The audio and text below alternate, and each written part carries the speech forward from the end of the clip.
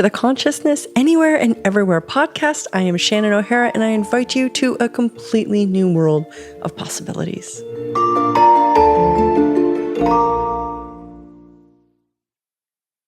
Greetings, beautiful you, and welcome to this month's Talk to the Entities Spotlight Focus on the Consciousness Anywhere podcast. This month is money and entities. Come on, money. So this is a fun topic to get to talk about, and one that is also strewn with sort of, I would say, a little bit of fatigue and frustration on my part, because trying to teach people about how to receive, whether it's from entities or money, can be very challenging when people are very interested in maintaining control and not necessarily choosing the flows of receiving that make receiving money and all other resources from entities and all energies possible. So what do I mean money and entities? Well, I'll tell you a little bit of my story, whether you've heard it. If you've heard it before, you're going to get a refresher. And if you've never heard it before, my name is Shannon O'Hara, and I see dead people. I don't just see dead people. I see all sorts of spirits, energies, and entities in all forms, shapes, and sizes. I'm the founder and creator of Talk to the Entities, and was a really entity-sensitive child. And I grew up in a pretty entity-positive family, but as a teen, really wanted to fit in, really wanted to be normal. And I knew that seeing ghosts, hearing ghosts, dealing with ghosts was abnormal. And so I did my best to suppress and repress that, and that did not go well for me. It led to a huge amount of depression and suicidal thoughts, feelings. And my stepfather, Gary Douglas, is the founder and creator of something called Access Consciousness, which if you have not checked it out, do, because it's epic. And I was using Access in my late sort of teens, early 20s, because I was so depressed. I was really not doing well. And he, kind of like had to kind of trick me into using some of the tools of Access, because I just didn't want to do the weird stuff my dad was doing, and I was stubborn, and I was not being very smart. And anyways, I was using the tools of Access, and eventually what occurred was all of my entity capacities came back. And at first I hated it because I didn't want to be weird. And I tried to refuse. And what occurred when I tried to refuse again was that my whole life just deteriorated so dynamically. Everything was so much harder. And I, went out to my dad's house for dinner sometime shortly after this whole no, I will not talk to entities because I don't want to be a freak moment I had. And he said, and I was complaining to him about my life. And he goes, well, what did you refuse to do? And I realized I refused to talk to the entities. And in that moment, I saw for myself that trying to shut out this natural capacity of mine to be aware of entities was actually quite harmful for me, both psychologically and in every other way, including monetarily. And I said yes to talk to the entities at that point before I called to talk to the entities, and I had no idea what that meant. So as I went, I started saying yes to my awareness of entities, and it was the beginning of me working out how to be spirit aware in a world that does not approve of spirit awareness and or completely judges, condemns, and makes it wrong. So number one, figuring out how to have that in the face of so much adversity, but then also how to work through it. Because when you start being aware of entities, it opens up to all of these practical things that no one ever teaches us how to deal with. Like, how do you actually clear an entity? How do you cooperate with an entity that's benevolent and wants to contribute? How do you deal with entities? How do you deal with drug and alcohol entities, meaning like entities that are involved in someone's drug addiction? How do you deal with, there's a lot of stuff that goes on with spirits that sort of, in my opinion, becomes much bigger of a mess than it needs to be, simply due to lack of cultural and social acceptance and support and education. So a lot of people who are aware of entities are really driven crazy into being diagnosed with all sorts of psychological stuff that is simply just entity awareness that they were never empowered about, never educated about. So I said yes to talk to the entities and started working out like how to not die of entities. And by the way, now I'm being dramatic, but in the beginning it felt like I was going to die. And it has turned out to be the biggest, most amazing gift, kind of like of my lifetime. It's talk to entities and my spirit awareness, coupled with the tools of access consciousness and the support, the coaching, the empowerment from my dad to discover what I know, to build a business around entity awareness, and to be the voice for something different is really a privilege. A privilege. So, what I noticed with every time that I would say yes to spirit awareness, so this showed up in a bunch of ways. So, my dad would also sort of, you know, was amazing in that he would make this announcement because he'd be working with clients and facilitating class, and he'd make this announcement: Shannon's talking to ghosts. If anybody wants to do a reading with her, and he would basically promote me in that way. And in the beginning, I was so embarrassed that my dad was saying that, but I had I had like these consecutive people approach me and be like, "Hey, um, I'd love to talk to you about this," and I was so young and so fresh, but they offered me money. And I was like, okay. I was in my 20s. I needed to make money. I needed to do something.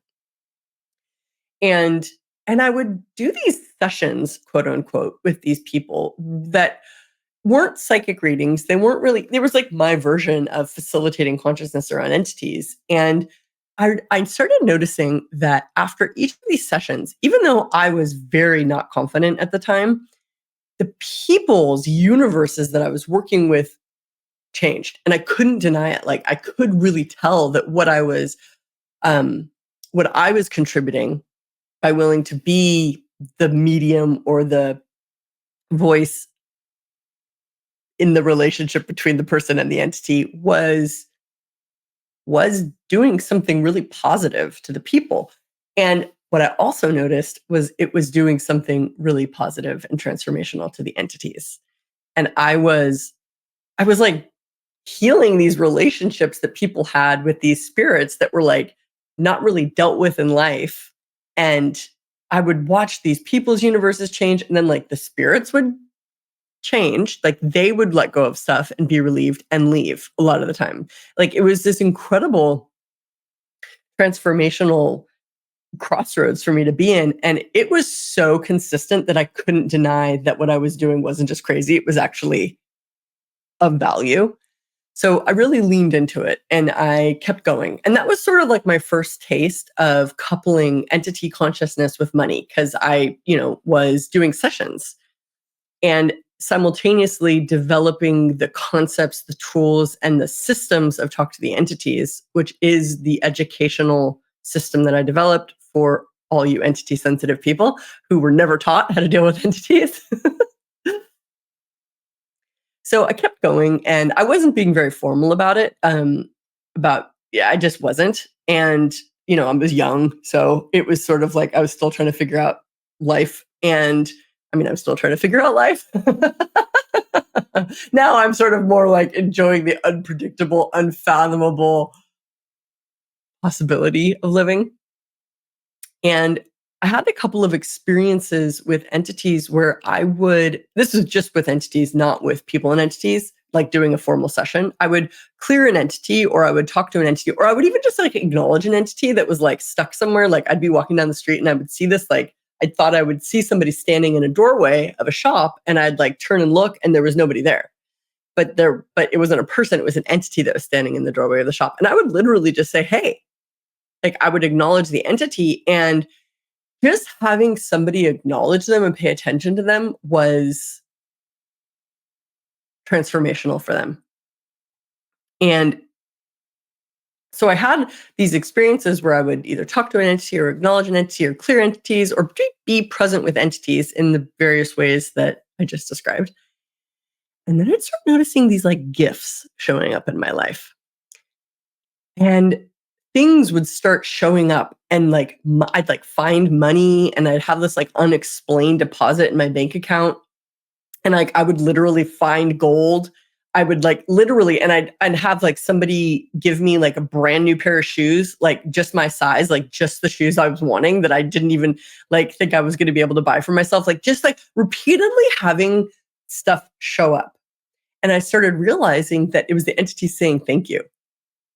Like, whoa, this is so cool. There is this full-on economy of consciousness where when I am offering the gift of me, which is spirit consciousness, spirit awareness, there is this equal flow back to me of gratitude and appreciation. Now, are all entities grateful for me? Absolutely not. But a lot of them were. And I would sort of like, and even I would do stuff with people and entities that wasn't a formal session. It was like just for friends or a family acquaintance, or like, it was just sort of like off. It was small stuff, but I would create this connection between the people and their entities. And the entities were like so grateful for me that they would literally start wanting to figure out like, how can they would start flowing to me essentially. And I quickly learned that that was real. And I was like, oh, so like entities can like contribute and gift you stuff and be grateful, and pay in one coin or another. But they could only do that based on the fact that I wasn't like being like, well, I'm not going to clear you unless you pay me, which never would even occur to me to think that way, other than in working with many people over the last 2 decades around entities. I actually ran into people who were like trying to figure out how to like get a leg up over the entities and like, well, I'll only clear you if you pay me. Like this sort of attitude, which is totally give and take, which is not the gifting and receiving that I'm talking about. Um, I was staying in a house. I think this is my favorite money and entity story. I was staying in a house in Australia, in the Sunshine Coast of Australia. Oof, 14, no, it was 14 years ago. And it was a rental of an acquaintance of mine. And so she had a holiday rental and I hired it from her. And I was going to be staying there for 3 or 4 weeks or something. And she was showing me around the apartment, or yeah, it was an apartment, and there was like 3 bedrooms, and she's opening all the doors, and she's going like, look, there's 3 bedrooms, you can have like entities stay, because she was into access and knew me, and she was saying it like as a joke, and I said right back to her before I even thought about it, I said, well, they can't stay unless they pay me. And I was just saying it like kind of like as a joke. And she and I laughed and whatever. And we walked out into the kitchen, or I went into the kitchen and she went out into the living room to do something. And right in the middle of the kitchen counter, they call it a bench in Australia, right in the middle of the kitchen bench, was a gold and diamond ring. And I like saw it immediately when I walked in the room, and I thought, that's weird. Liz must have taken off her ring and left it in the kitchen. And Liz was the woman whose apartment it was. And so I picked up the ring and I took it out to the living room and I said, Liz, is this yours? Like, did you leave your ring in the kitchen? And she looked at it. She didn't touch it. She just looked at it in my hand. She's like, no, that's not mine. I was like, okay, well, and she looked at me and she went, are the entities paying you? And it was like lightning striking. It was so clear that it was the entities honoring my ask that if they want to be here, they have to pay. Wow, that was way fucking faster. My first response was no way, right? Like denial. But then I was like, yes way. Okay. So if this is possible, and I said thank you to them and I kept the ring, and I actually wound up taking it to I sold it down the track for like 350 Australian dollars. So not heaps, but to me at the time it was really cool. It was a huge acknowledgement of their willingness to hear me and to contribute what I asked. So that really opened my eyes up to this whole like, practical aspect of money and entities. And it's been interesting trying to teach people this over the years, because some people get it naturally. They get the gratitude of the entities and the willingness to receive what can be contributed. And then others really don't get it. They want to control it. They want to dictate the price. They want to do all these things that have nothing to do with, well, that aren't the gifting and receiving that I'm talking about. And I want to be really clear. I said it earlier, but I'll say it again. how this works for me is that I be the gift of my entity awareness. And by being the gift, it's unique to me, but isn't exclusionary to me. Meaning, if you're entity aware, be aware in your way. Like, what's your way? And most of us, if you're listening to this as an adult, probably are very undeveloped in your way of entity awareness because we're not encouraged. In fact, it sort of atrophies. In fact, we're like encouraged not to be aware. So it's something that's not developed. Hello, it's me, Shannon, in another outfit, in another time and place and space. If you like these podcasts and you're interested in greater consciousness, I invite you to check out a club that I conduct every month called Club Consciousness. It's a group facilitation session where I have people from all over the world who are seeking greater consciousness who get together to do in-depth dives into what facilitates greater awareness, greater ease, greater possibility, using the tools of Access Consciousness together. This is the kind of place where you surround yourself with people who desire something different, who are willing to use the tools, and who will contribute to more peace, more space for all of us that choose it. Check out Club Consciousness to have more fun.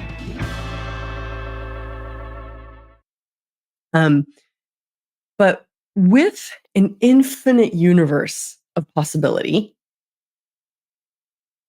what can be contributed by you, what gift of consciousness, what gift is your being? I know that's a hard one when you spend the majority of your life like hating yourself or judging yourself, which is where a lot of people, especially different people who are different than the norm, tend to function from. And if you're listening to this and you're someone who has always known that something else was possible, but like are so in conflict with it because like everybody else invalidates it or makes it wrong, and you just can't figure out what's real and what's not because what you seem to think is going on is like so rejected by society or your family or your friends.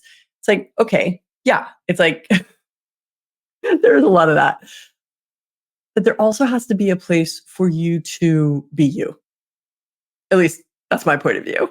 At least that's definitely the liberty and the point of view I have. There has to be a place for me to be me.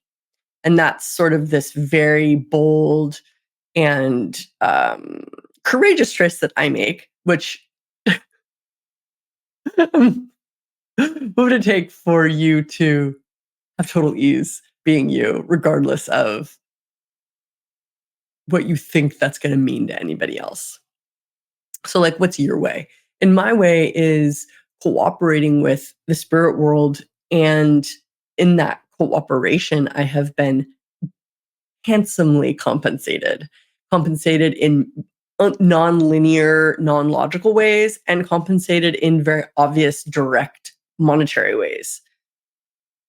One of the gifts that I encourage people to start with, or questions, or sort of positions to take if you do desire to explore this money and entities thing, is to, number one, recognize that for an entity, embodied or disembodied, to contribute to you, you have to receive. Receiving is not really done by adults. It's mostly done by babies and nature. Receiving is really developed out of most of us pretty early on. And that being said, it's still a superpower that you can have as a grown-up that is free.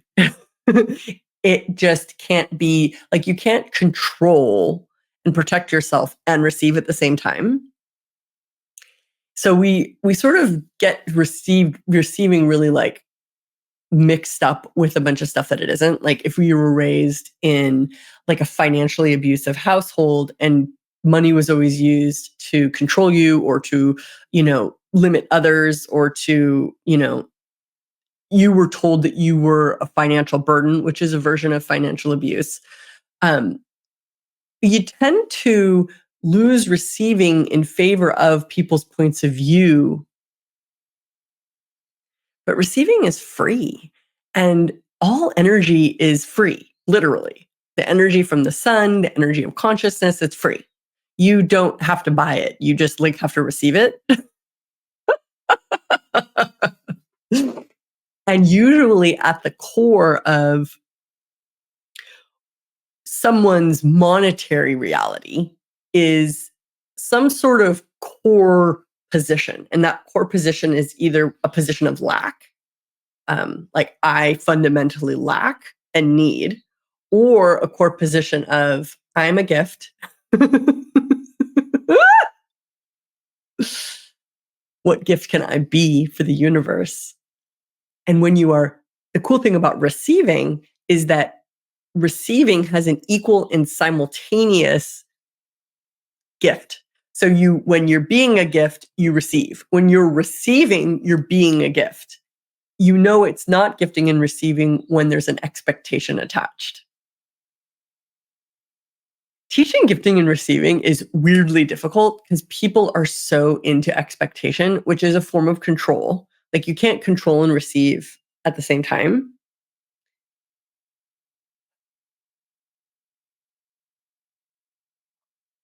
And is control really necessary? Or is control the pretense that you can be harmed, you can be hurt, that if you don't control, the universe will come off of its axis and everything will go poorly? I had this boyfriend in my 20s, and I used to be like such a hardcore backseat driver. And he looked at me at one point and he was like, yeah, he's like, I don't know how I ever drove around without you telling me what to do all the time. And he said it as a joke, but I really was like, wow, he's right. Like I totally am behaving like he's never driven a car before.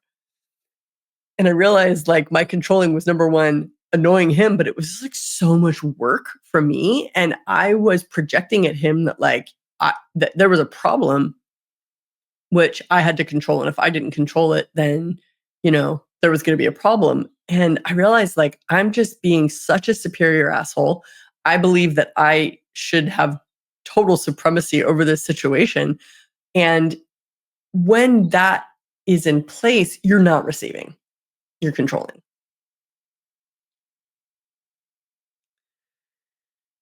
So from that premise of gifting and receiving, who and what does desire to gift to you? It's like, what beings are grateful for you? What have you been asking to be contributed to? Or are you like in this impenetrable, non-receiving position of control and rightness, which is sometimes something that we function from without even realizing it. But if nature stopped receiving, what would happen? Everything would die. Is your life thriving? Are you living? Or are part of your enthusiasm, your joy, the gift of abundance dead for you? What would you have to receive? What would you have to acknowledge? What could you ask for? What could you surrender to that could and would contribute in ways that you might not be able to predict or expect or control? Are you, one of my favorite questions, this is from my dad, are you willing to receive what you cannot conceive? And I assert that this unwillingness to receive what you can't control or conceive of, like meaning understand, is what suffocates most people's monetary capabilities, but also suffocates, if doesn't totally kill, people's ability to gift and receive with energy. Are you willing to receive what you cannot control?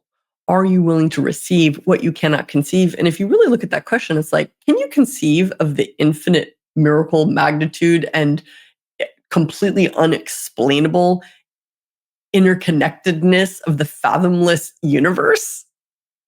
Of course, you can't understand it. Do you receive Do you understand how everything on Earth receives energy from the sun and turns it into plant, animal, stone, mineral? Like, can you understand that? Of course not. But you receive the energy through eating, through ex- through absorbing the sun through your dermis, by absorbing the sun's energy through every calorie that you ingest. It's like we are living in this miracle, this unfathomable miracle while thinking. Thinking is not receiving. And when you bring up money, my God, wow, it's like, can I even say the word money without completely triggering you into a bunch of thinking? Your test, whether you choose to accept it. Don't think about money, receive.